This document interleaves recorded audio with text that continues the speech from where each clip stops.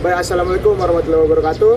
Saya perwakilan dari kelompok 3. Di sini sudah berada di lokasi untuk pembuatan tugas kami, yaitu di rumah singgah Tuan Kodi. Dan saya di sini tidak sendiri. Saya membawa beberapa teman-teman saya yang merupakan anggota dari kelompok 3 ini. Boleh kemari teman-teman.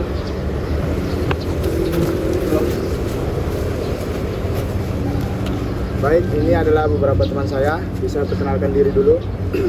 Perkenalkan, nama saya Imam Sugali. Saya Devin Alvino. Saya sendiri Muhammad Ali Rustam. Saya Randy Saputra. Saya Rahmat Bintang. Saya Muhammad Alung Alfitra Rosetza. Dan kami berenam akan menjelajah dan membongkar isi-isi dari rumah Tuan Kode ini dan mencari kearifan lokal dan nilai-nilai budaya yang tertanam di dalamnya. Baik, assalamualaikum warahmatullahi wabarakatuh. Ya, waalaikumsalam warahmatullahi wabarakatuh. Baik, kami dari kelompok 3 mata kuliah Storytelling Digital hari ini berkesempatan untuk mewawancarai seorang pengurus dari rumah singgah Tuan Kadi yang ada di Kota Pekanbaru ini. Bersama saya di samping sudah ada Bapak Andre selaku pengurus, dan langsung saja Pak, kami ingin bertanya mengenai kearifan lokal dan nilai-nilai yang tertanam pada rumah singgah Tuan Kadi ini, Pak. Jadi makna-makna yang terkandung kearifan lokal di dalam rumah ini, biasanya dalam ungkapan orang Melayu itu rumah itu disebut dengan cahaya hidup di bumi. Ya, tempat beradanya keturunan atau tempat singgah sedangkan lalu atau orang tua pada anaknya dan sebagainya. Jadi dalam ungkapan orang Melayu itu seperti itu. Rumah itu digunakan cahaya hidup di bumi, dan rumah ini juga mencirikan rumah khas tradisional Melayu Pekanbaru pada umumnya yang berarsitektur kalimas pancaka bagian atas rumah itu yang bersebut pada struktur bagian atas dan dibantu rumah. Inilah mencirikan rumah khas tradisional Melayu Pekanbaru pada umumnya. Berarti dari zaman dulu ciri khas rumah Melayu itu memang seperti ini, Ya, seperti ini.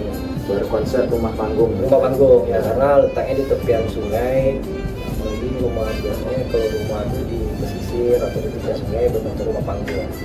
Fungsinya salah satunya untuk mengantisipasi banjir, dan bisa juga dijadikan di bagian bawah rumah itu tempat peternak atau menyimpan anak-anak tukang atau menyimpan perahu. Kalau boleh tahu nih Pak, rumah singgah Tuan Kadi ini berdiri sejak kapan? Nah, jadi rumah ini dibangun sekitar tahun 1890 yang dibangun oleh Haji Naga Nurdin Putih Saudagar dan Haji Senaplan. Jadi sebelum bernama Kota Pekanbaru bernama Senaplan, sehingga jika bakal berdiri Kota Pekanbaru Di rumah ini Pak? ya di kawasan Senaplan. Nah, sangat menarik ya ternyata sejarah dan kearifan lokal yang ada yang tertanam di rumah singgah Tuan Kadi ini. Baik Pak, kira-kira mungkin begitu saja wawancara kami. Selanjutnya kami izin untuk mengambil video-video atau footage untuk dokumentasi lah ibaratnya. Ya, boleh silakan. Terima kasih Pak. Sekali lagi Pak.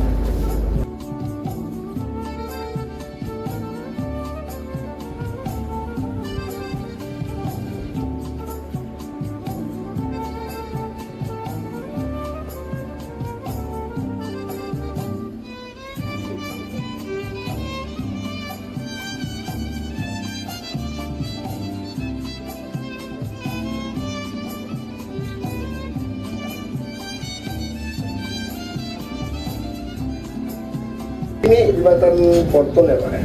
Ya, lihat akses kemana Pak? pada gambar jembatan ponton pada tahun 1960-an. Nih, proses pembangunan jembatan yang satu jembatan ponton. Jadi dahulunya jembatan ponton ini bisa seperti ini. Apabila ada kapal luar dibuka, dan apabila ada orang yang menyeberang untuk kembali ada jam-jam tertentunya juga. Jadi setelah perkembangan zaman dibangunlah jembatan rekton yang bernama Rektor 1. Jembatan gantung yang bernama Rektor 1 setelah perkembangan zaman. Jadi mudah akses kapal lewat, jadi nggak ngantri lagi. Jadi ini dari arah kemana gitu Pak? Dari arah seberang ke sini. Oh, chevron dulu ya Pak? Yang dibangun oleh Rakyat Pasifik Indonesia. Jembatan Rektor ini diambil dari nama perusahaan yang membuat jembatan Rektor. Selanjutnya ini kalau boleh tahu apa ya Pak? Nah, ini fungsinya untuk meletakkan kue kering dan kue basah apabila ada tamu. Biasanya penyambutan tamu yang menggunakan ini. Ada rasa hormatan kepada tamu, dan tamu juga merasa dihargai apabila ada tamu yang berkunjung. Dengan cara juga seperti itu. Jadi kayak fungsi kayak tepung saji gitu ya Pak ya? Cuma kayak ini khas Melayu gitu. Khas Melayu. Oh, kalau boleh tahu nama apa tadi? Julang, namanya Julang. Oke Pak, makasih Pak. Ya. Ya Pak, di sini kan ada foto Sultan Syarif Qasim. Kenapa ada foto Sultan Syarif Qasim di sini Pak? Kenapa ada foto Sultan? Syarif Qasim, Jalil Abdul Jalil Saifuddin. Hubungannya dengan rumah ini Pak? Oh gitu. Ya. Jadi hubungan dari Sultan Siak ini dengan rumah ini sejarahnya pertama sekali tak kala Sultan itu berlayar dari Siak, si Indrapura, menuju ke Gunung Kapung, Kabupaten Kampar. Beliau singgah di sini. Kebetulan kapal beliau itu bersandar di belakang rumah kita ini, dan dia singgah di sini. Singgah itu kalau bahasa Melayunya hanya sebentar, beda dengan menginap. Kalau singgah itu ibaratnya tadi melepas capek, minum kopi atau makan roti yang sudah. Jadi rumah ini sudah termasuk dalam cagar budaya yang dilindungi oleh pemerintah di bawah naungan Dinas Kebudayaan dan Pariwisata Kota Medan. Jadi rumah ini diambil dari cagar budaya karena itu tadi ada sejarahnya dan ada tokoh yang sangat terkenal di Indonesia Yang singgah di sini Pak. di luar negeri, yaitu Sultan Siak Singgah. Makanya rumah kita ini dijadikan cagar budaya. Iya Pak, jadi di sini Pak saya lihat ada foto ini Pak. Ini foto siapa Pak? Baiklah, ini adalah sketsa, bukan foto ya, lukisan. Karena pada zaman dulu itu kan belum ada yang namanya teknologi canggih sekarang ini. Iya.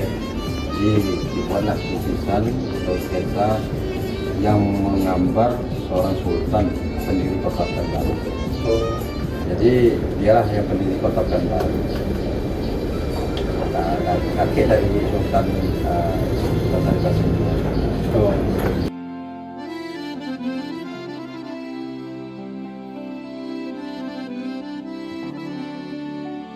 Jadi ini fungsi dan sejarahnya dipergunakan saat event-event budaya yang ada di Kota Pekanbaru.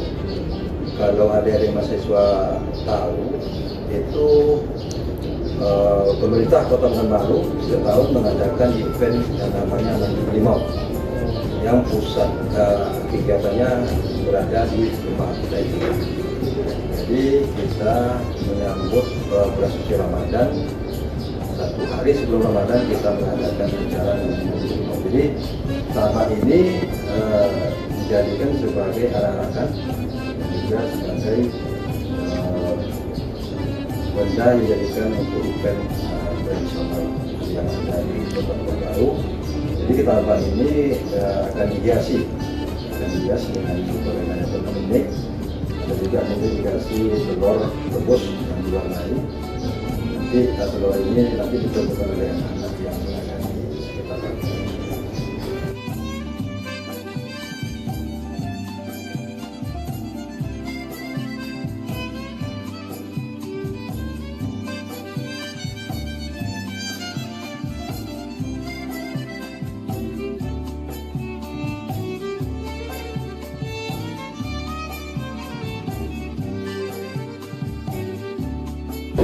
Baiklah, sekian perjalanan kami pada hari ini yang berlokasi di Rumah Singgah Tuan Kadi.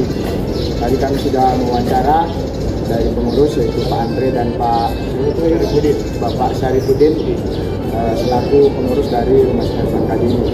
Dan kami juga tadi selain mewawancara juga menjelajahi, mengeksplor apa-apa saja barang-barang atau benda-benda yang terdapat di Rumah Singgah Tuan Kadi ini yang tentunya memiliki nilai kearifan lokal dan sejarah yang menarik. Baiklah, sekian dari kami. Terima kasih. Assalamualaikum warahmatullahi wabarakatuh.